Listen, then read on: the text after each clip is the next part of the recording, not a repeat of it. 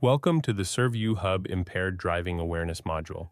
This module is designed to empower you to make safe driving decisions and understand the dangers of impaired driving. In today's session, we'll define alcohol and its effects, determine factors that influence blood alcohol concentration, identify how alcohol and drugs affect driving ability, understand state laws on impaired driving, discuss strategies to prevent impaired driving, and address drowsy driving and risk reduction methods. Throughout this program, we'll cover several key terms and topics including blood alcohol concentration, or BAC, designated driver, implied consent law, zero tolerance law, driving while intoxicated, DWI, driving while ability impaired, DWAI, aggravated DWI, and drowsy driving awareness. Understanding these terms will help you navigate the legal and safety aspects of impaired driving.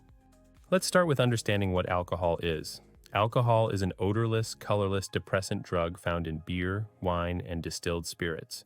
Despite its common use in social settings, it's important to recognize that alcohol is a drug that affects your brain and body. Amount of alcohol in standard drinks. Did you know that these different drinks contain about the same amount of alcohol? A standard drink is defined as 12 ounces of beer with 5 to 6% alcohol, 5 ounces of wine with 12 to 13% alcohol, or 1.5 ounces of liquor with 40% alcohol. Understanding standard drink equivalents helps you track your alcohol consumption more accurately. Your blood alcohol concentration, or BAC, depends on several factors: how much alcohol you drink, how much time passes between drinks, and your weight. These factors combine to determine the concentration of alcohol in your bloodstream, which directly affects your level of impairment. Not all drinks are the same. It's crucial to understand that not all alcoholic drinks are created equal. Craft beers often have higher alcohol content and are served in larger 16-ounce glasses, which can equal up to 3 standard drinks. Wine alcohol content varies widely from 5.5% to as much as 25%.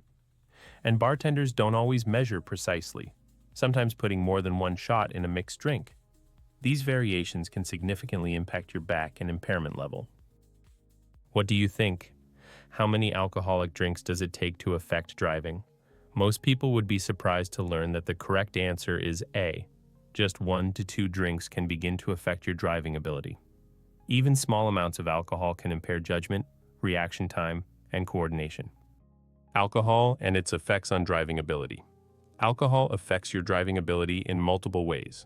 It increases your reaction time, reduces your ability to see clearly, changes your judgment of speed and distances, often decreases inhibition, and increases risk-taking behavior.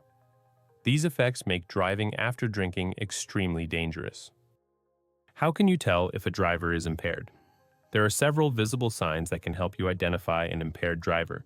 These include traveling at erratic speeds, either too fast or too slow, running over curbs or turning into wrong lanes, weaving from side to side, and ignoring or overshooting traffic signs. If you observe these behaviors, stay clear of the vehicle and consider reporting it to authorities. Chemical test refusal. If you refuse to take a chemical test after being arrested for suspected impaired driving, there are serious consequences. Your driver's license will be suspended at arraignment, your refusal can be brought up in court, and if a DMV hearing confirms your refusal, your license will be revoked even if you're found not guilty of the alcohol or drug-related violation. Penalties for alcohol drug-related violations. The legal system takes impaired driving very seriously.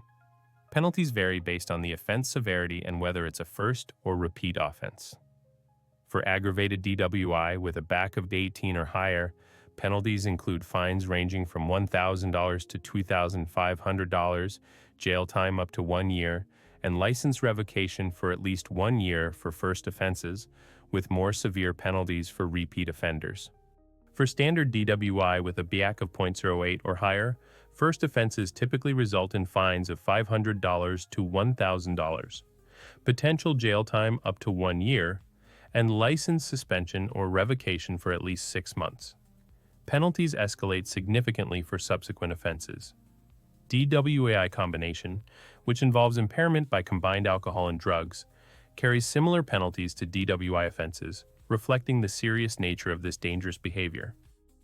For drivers under 21, there's a zero tolerance policy.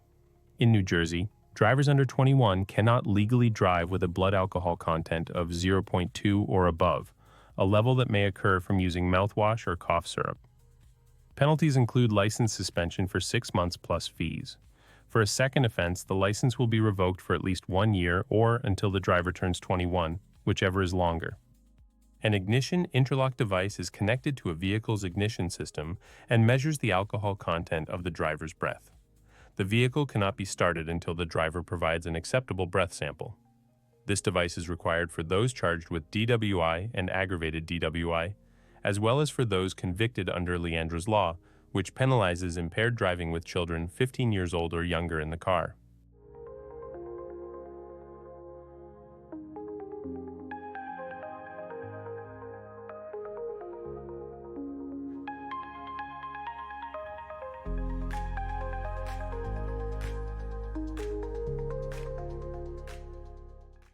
The CDC provides important information about excessive alcohol use. This includes binge drinking, 4+ drinks for women, or 5+ for men on one occasion, heavy drinking, 8+ drinks per week for women or 15+ for men, any alcohol used by pregnant women, and any alcohol used by those under 21. The CDC recommends moderation if you choose to drink, up to 1 drink per day for women, and up to 2 drinks per day for men. Good host checklist. Being a good host means taking responsibility for your guests' safety. The Good Host checklist includes 8 important tips. 1. Help guests make good decisions by intervening if someone is showing signs of intoxication before they decide to drive. 2. Pay attention to behavior and look for signs of intoxication like loss of inhibitions, impaired judgment, slowed reactions, and loss of coordination. 3. Offer plenty of food, as protein-rich snacks can help slow alcohol absorption. 4. Have travel information handy, including local taxi services and public transit options. 5. Collect keys at the door and ensure guests have a safe way home. 6. Start a cab fund by asking guests to chip in for anyone who might need a ride. 7. Designate a bartender to serve measured drinks and ensure non-alcoholic options are available. 8. Be prepared to offer a sleepover if needed. Sometimes good parties go late, and having an air mattress ready can prevent an unsafe driving situation. Drugs, including many prescription and over-the-counter medications, can affect your ability to drive. Always check warning labels for potential effects and consult your doctor or pharmacist about driving while taking medication. Never mix alcohol with other drugs. This combination can be extremely dangerous, often enhancing the effects of both substances. Driving while impaired by drugs, including marijuana, cocaine, LSD, heroin, opium, and some prescription drugs like tranquilizers, may be a criminal offense. Drugs can affect your reflexes, judgment, vision, and alertness in ways similar to alcohol, and may have other dangerous effects as well. Consequences. When we think about impaired driving, it's important to consider all potential consequences. These include personal consequences, like loss of freedom or injury, legal consequences, such as license loss or fines, passenger consequences, affecting those in your vehicle, bystander consequences, impacting people not in your vehicle, and financial consequences, monetary impacts. Strategies for impaired driving prevention. There are several effective strategies to prevent impaired driving. If you go out with the same group of friends regularly, rotate designated drivers so each person takes a turn staying sober. Consider arranging to stay overnight if you're drinking away from home. Before drinking, give your keys to a sober friend who will ensure you don't drive. And always remember that calling a cab or using public transportation is far less expensive than a DUI. Signs of drowsy driving. Drowsy driving can be just as dangerous as impaired driving.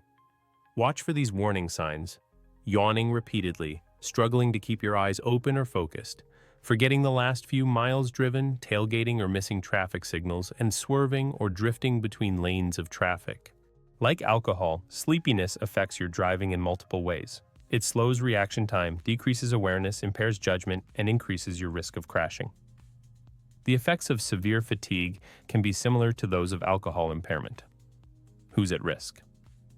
While anyone who is tired is at risk for drowsy driving, certain groups have a higher risk. These include commercial drivers like truck and bus operators, people who work long hours or night shifts, those with sleep disorders, new parents or caregivers of babies and young children, and high school and college students who often don't get adequate sleep. Strategies to stay alert. Behind the wheel. To prevent drowsy driving, get enough sleep before driving, especially for long trips.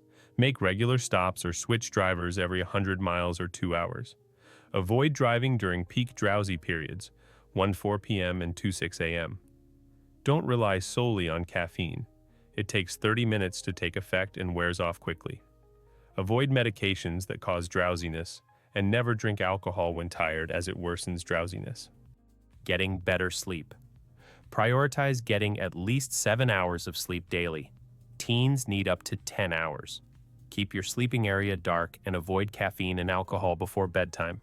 Establish a relaxing bedtime routine, such as reading or taking a warm bath. Clear your mind by making a list of thoughts or concerns before sleeping. For better sleep quality, keep your bedroom cool.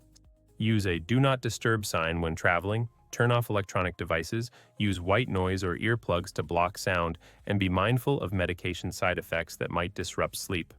How sleepy are you? This sleepiness assessment helps you gauge your level of fatigue. Consider how likely you are to doze off in various situations, such as while reading, watching TV, sitting in a public place, as a passenger in a car, lying down in the afternoon, talking to someone, waiting in traffic, or after lunch. If your total score is 10 or higher, consider discussing these results with a healthcare provider. Keeping a sleep diary can help identify behaviors contributing to your fatigue.